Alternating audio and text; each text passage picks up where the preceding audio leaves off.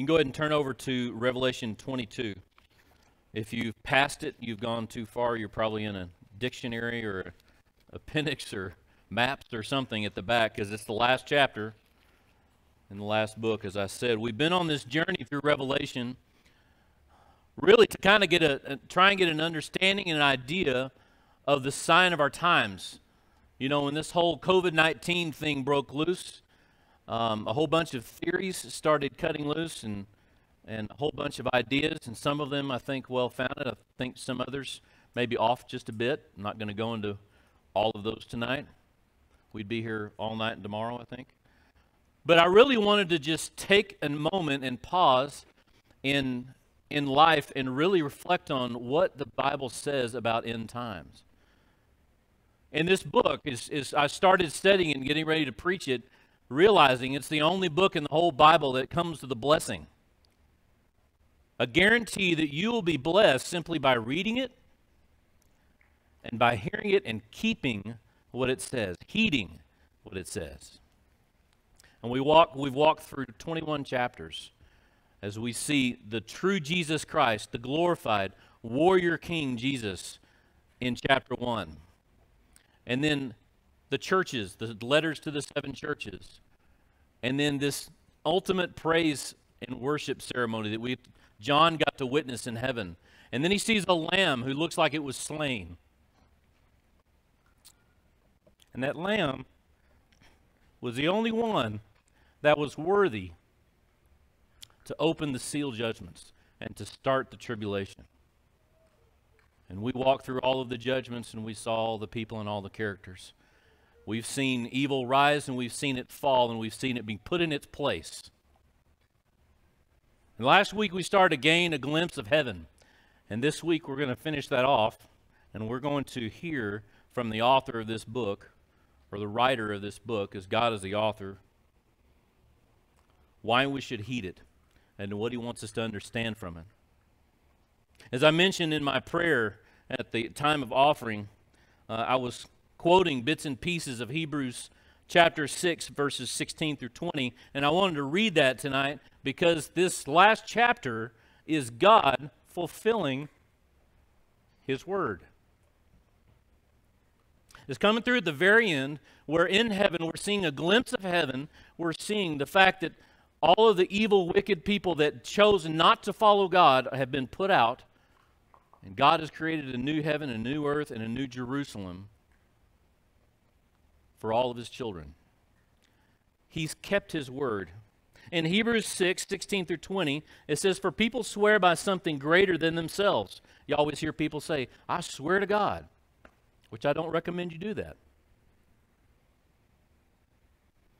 "And in all of their disputes, an oath is final for confirmation. So when God desired to show more convincingly to the heirs of the promise," that's you and me if we're believers, "the unchangeable character of his purpose, he guaranteed it with an oath, so that by 2 unchangeable things, it is impossible for God to lie, we who have fled for refuge might have strong encouragement to hold fast to the hope set before us. We have this as a sure and steadfast anchor of the soul, a hope that enters into the inner place behind the curtain, where Jesus has gone as a forerunner on our behalf, having become a high priest forever after the order of Melchizedek." God here in this last chapter is completing this promise. Remember, as we left Revelation 21, we left off with this vision of heaven, of all of the gold and the pearly gates and all of the stones and all of that stuff. We pick up in Revelation 22, seeing that same angel, one of the angels that had brought one of the bowl judgments, had revealed the New Jerusalem to John. Now that same angel is going to reveal some other items that are in the city. And as we read through these, they're going to ring true if we know Scripture. If we've read the words of Jesus in the book of John, some of these will ring true and make us think and remember things that he said. And that should be another sign of the Holy Spirit, because the Holy Spirit is given to us to remind us of the things that he said while he was on this earth. Let's read here in chapter 22, verse 1. It says, "Then the angel showed me the river of the water of life, bright as crystal, flowing from the throne of God and of the Lamb." In other words, God and the Lamb share the same throne. Just like when Jesus was on this earth, he said, "I and the Father are one." They are ruling together. Through the middle of the street of the city. So here's a river of life. Where does that take you in your mind as you think about Jesus' time on this earth? It took me over to John 4. We did John a couple of years ago in verse 7 through 15. And this is where he encounters the woman at the well in Samaria. You remember that? The disciples had left him there, and he asked her for a drink of water. And in verse 7, it says, "The woman from Samaria came to draw water, and Jesus said to her, 'Give me a drink.' For his disciples had gone away from the city to buy food. And so the Samaritan woman said to him, 'How is it that you, a Jew, ask for a drink from me, a woman of Samaria? For the Jews have no dealings with Samaritans.' Jesus answered her, 'If you knew the gift of God,'" which was really sitting right in front of her, "and who it is saying to you, 'Give me a drink,' you would have asked him, and he would have given you living water." The woman said to him, "Sir, you have nothing to draw water with, and the well is deep. Where do you get that living water? Are you greater than our father Jacob? And he gave us the well and drank from it himself, as did his sons and his livestock." And Jesus said to her, "Everyone who drinks of this water will thirst again. But whoever drinks of the water that I will give him will never be thirsty again. And the water that I will give him will become to him a spring of water welling up to eternal life." So here's this picture in the New Jerusalem, this river flowing out from under the throne, this river of living water. How many of us know, especially in Montana, that water is life, right? If we don't have a good snow year, we're going to suffer. It's going to be a really bad fire year. You know that if you go backpacking, you don't take any form of water, purification or water with you, you're going to be in trouble. Water is the source of life. You can go many days without food, but only a few without water. We're talking about living water. We're talking about crystal clear.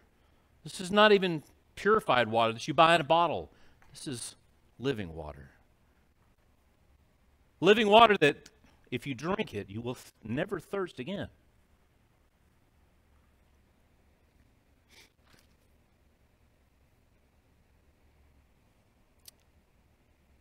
Also, on either side, back to chapter 22, of the river, the tree of life and its 12 kinds of fruit, yielding its fruit each month. The leaves of the tree were for the healing of the nations.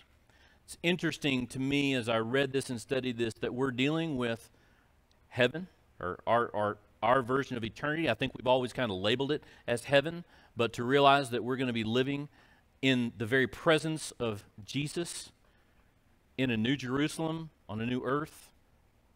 It's kind of spooky, kind of weird. We don't know exactly what it's going to be like, but it's going to be awesome. We can just imagine if the creator of the universe, who loves us and created us, knows best for us, and we've read about what he has planned for us, it's good. It is so far beyond what we can even imagine. And here's this river of life that is there, and we also have the tree of life. Where's the tree of life come in? In Genesis 3, in the very beginning, God starts the whole thing off with creating the world and having the tree of life, and he ends the book with the tree of life. It's interesting that it produces 12 kinds of fruit, and we're going to eat this fruit, and it's actually going to be part of what sustains us. And the leaves from it, which is interesting. I don't know what we do with the leaves, but they bring healing.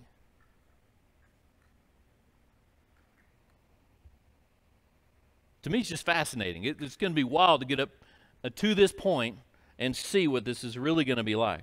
No longer will there be anything accursed, but the throne of God and of the Lamb will be in it, and his servants will worship him. And they will see his face. That's going to be wild.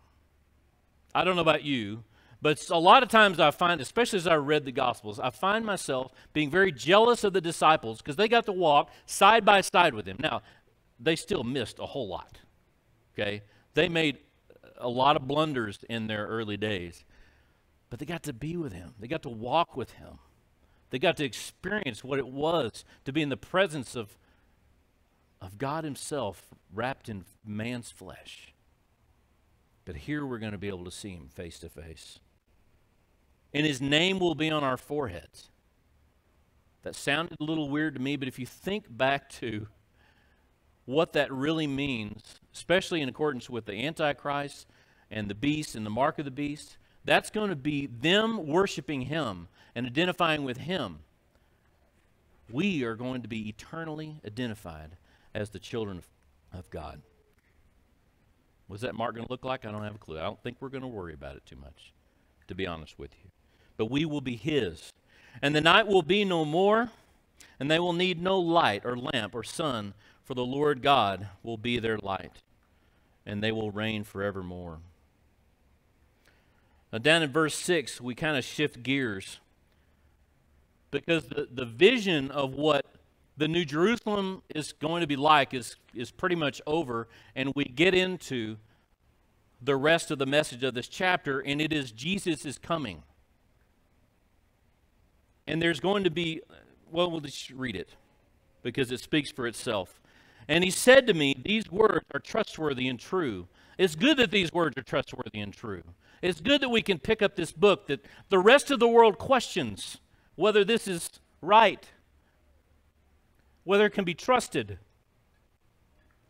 It's just an old book full of stories and people that lived thousands of years ago. They don't know the world we live in today. It's amazing to me, the more I read God's Word, the more I realize every part of it applies to my life. Well, let's read what these trustworthy words are. It says, "And the Lord, the God of the spirits and of the prophets, has sent his angel to show his servants what must soon take place." Now, I think a lot of people will read that and go, that was 2,000 years ago. How is that soon? There's a word in here, and that word is partially one of it. Soon here, and we'll pick up Jesus saying, "I'm coming quickly," or "I'm coming soon." And when you look at the Greek word there, I'm not going to go into all the Greeks and, pronouncing it and all that mess. What you need to know is it doesn't necessarily mean on a timeline, "I'm coming soon." It means the Greek word is actually the word that's used for tachometer. What does a tachometer do on your car? It measures the number of revolutions per minute, right? So you could almost look at this and say, well, when the world's getting revved up and everything's happening quickly, it's going to happen suddenly. If it was, okay, it's going to be a few months, guys, then we would be ticked off if it wasn't in a few months. But he said it's going to happen suddenly. As you see these signs happening, as you see the world kind of aching for the end, it will happen suddenly. Verse 7, "And behold, I am coming soon. Blessed is the one who keeps the words of the prophecy of this book." We keep hearing that word, and I say it just about every week when it says, "Blessed are those who read this word of this book aloud, and the ones who hear it and keep it." What does it mean to keep it? It means to not forget it. It means to let the words of this book, and especially the book of Revelation, impact how you live your lives. It means you take the truth that Jesus is coming, he's coming soon, and if you're not a follower of his, you're going to end up in the lake of fire, which is the second death, and that's hard to hear. But if this book is true, and I believe that it is, then we should heed it. We should keep it. We should let that, for those of us who are believers, we should let that give us urgency as we live in a relationship with people that don't know him. That we should have compassion for them and love them to the point to where we want them to know Jesus too.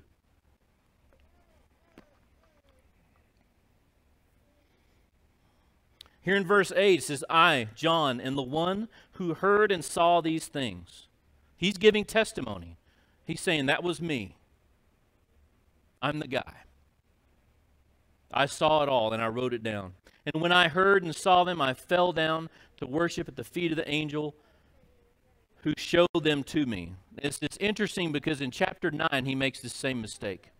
When he's overwhelmed with the glory of what God is doing, he falls down to worship, and he mistakenly starts worshiping an angel. And the beautiful thing about this is you see the same response.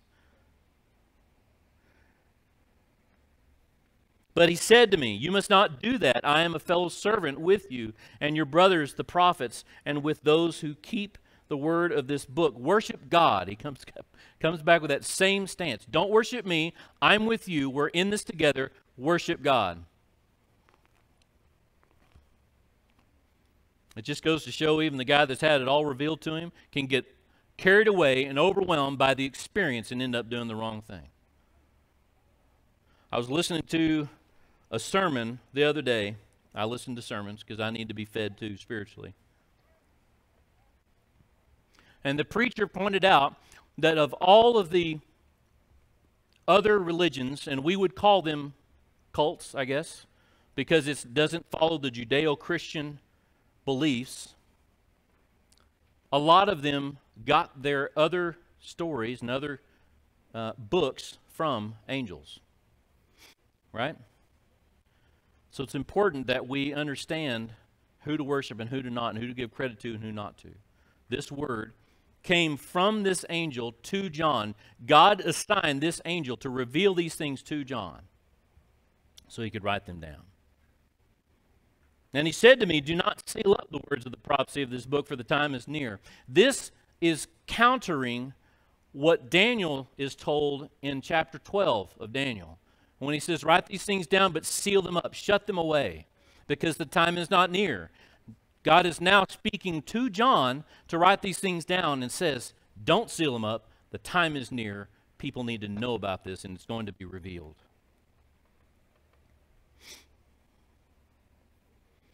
Let the evildoer still do evil, and the filthy still be filthy, and the righteous still do right, and the holy still be holy. It says things are going to be as they are, but only for a little while longer. Behold, I am coming soon, he says it again, bringing my recompense, which is a reward. What is the reward for righteous people? It's eternity with Jesus. What is the reward for those who choose to reject Jesus? It's a reward, and that reward is actually a punishment. That's hell. It's what we know as hell. Here's another statement that flies in the face of a lot of other beliefs and religions. This is Jesus speaking here. And he says, I am the Alpha and the Omega, the first and the last, the beginning and the end. He's claiming to be God. All through the New Testament, he claims to be God, just as the Father is God. Blessed are those who wash their robes, so that they may have the right to the tree of life. And if you're like me, I take things very literally. It's like, okay, where do I wash my robe? You wash it at the cross. When you decide to accept Jesus Christ as your personal Savior and what he's done for you on that cross, that is you washing or allowing your robe to be washed. Blessed are those who wash their robes so that they may have the right to the tree of life and that they may enter the city by the gates. In other words, they're not sneaking in the back way, or trying to sneak in the back way. They're going in the front door. Outside are dogs and sorcerers and the sexually immoral and the murderers and idolaters and everyone who loves and practices falsehood. I, Jesus, have sent my angel to testify to you about these things for the churches. I am the root and the descendant of David, the bright and morning star. The Spirit and the bride say, come, and let the one who hears say, come, and let the one who is thirsty come.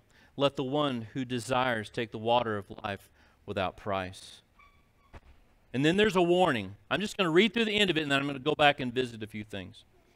It says, I warn everyone who hears the words of the prophecy of this book, if anyone adds to them, God will add to him the plagues described in this book. And if anyone takes away from the words of the book of this prophecy, God will take away his share in the tree of life and in the holy city, which are described in this book. He who testifies to these things says, surely I am coming soon. Amen. Come, Lord Jesus. The grace of the Lord Jesus be with all. Amen. There's the warning here. I'm going to cover the warning first, and then I'm going to go back a verse before that. The warning is this. Jesus is saying, this is my word. Don't take anything away from it. Don't make it say something it doesn't say. Don't add anything to it. Because if you do, you will be accursed. And over history, I'm sad to say, there have been countless people, organizations, religions, whatever you want to call it, that have both taken away and added to God's word. And their lot is described right there. I don't need to go there any further. I want to go to the verse before that. The Spirit and the bride say, come. And let the one who hears say, come. And let the one who's thirsty come, and let the one who desires take the water of life without price. God's gift of salvation through his Son, Jesus Christ, is free to anyone who wants to take it. It's free. It's the gift of the water of life which has no price. And in a group this size, I don't know who's made that decision and who hasn't. Just be flat out honest with you.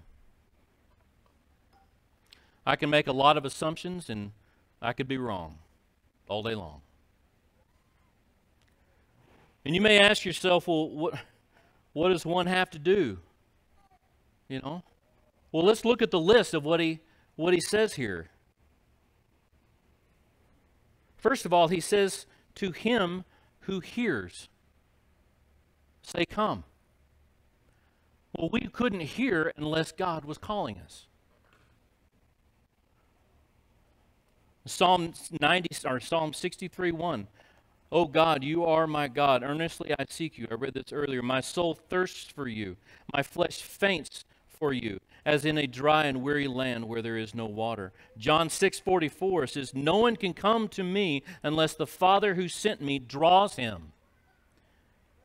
So my question is, have you heard from the Lord? Have you heard him calling you? Have you heard him just tapping you on the shoulder? That's the thing. He doesn't beat down our door. He doesn't force his way in. He simply, as Revelation 3:20 says, I stand at the door and knock. And he beckons us.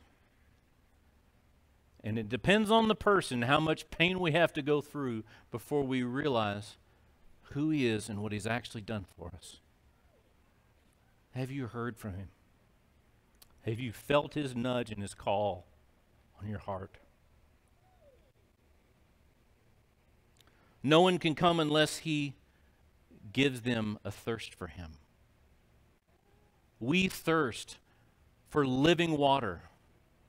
The living water that is only available through Jesus Christ, because he has created us to thirst for him. That may sound weird, but it's like a longing.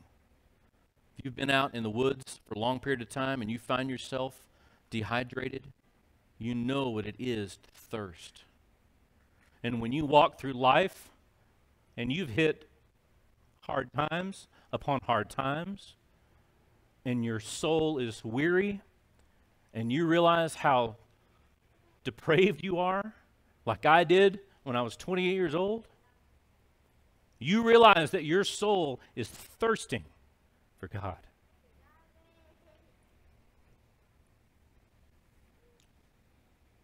And we have that desire for him Because He placed it on our hearts.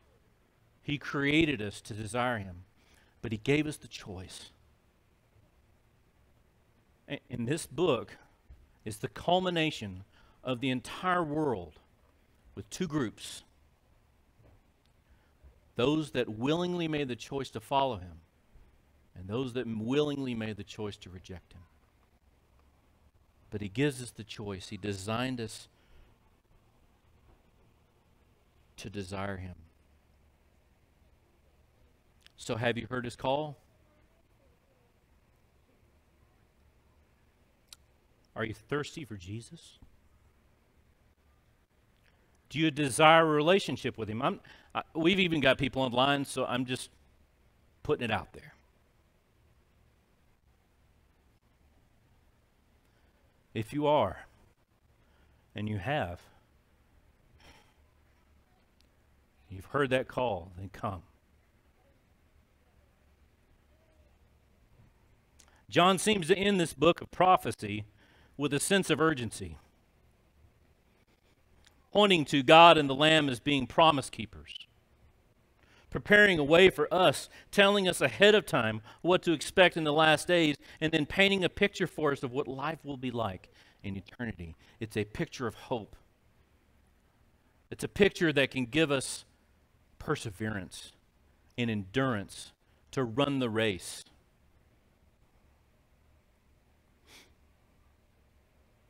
Even now, we can't always seem to comprehend what life will be like. I was able to do a double memorial for some good friends a couple weeks ago. And I tend to use this verse in memorial services because I'm a little bit jealous of the people that have gone to the other side of eternity, and they are then coming face to face with Jesus, and they know. They know the truth. 1 Corinthians 13, 9 through 12. For we know in part and we prophesy in part, but when the perfect comes, the partial will pass away. When I was a child, I spoke like a child, and I thought like a child, and I reasoned like a child. But when I became a man, I gave up my childish ways. For now we see in a mirror dimly, but then face to face. Now I know in part, and then I shall know fully, even as I have been fully known. Guys, when we find ourselves in the New Jerusalem, living in the presence of God and the Lamb, we're going to know fully. There's going to be no doubt. There's going to be no wondering. There's going to be no sin. There's not going to be any crying, any heartache, any mourning, any tears, any pain. For those of us who have ailments, bad knees, dealing with cancer, whatever it is, we are going to be made new. And we're going to understand what this whole life was about, because we're going to be standing face to face with the one that created us. With the one that loves us so much that He sent His Son to die on the cross for our sins.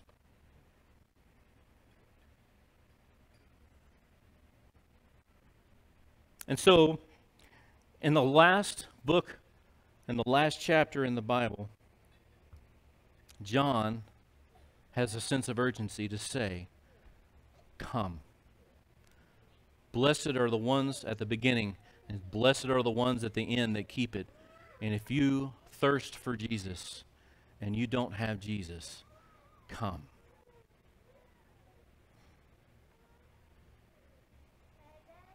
Relationship with Jesus Christ is not enslavement.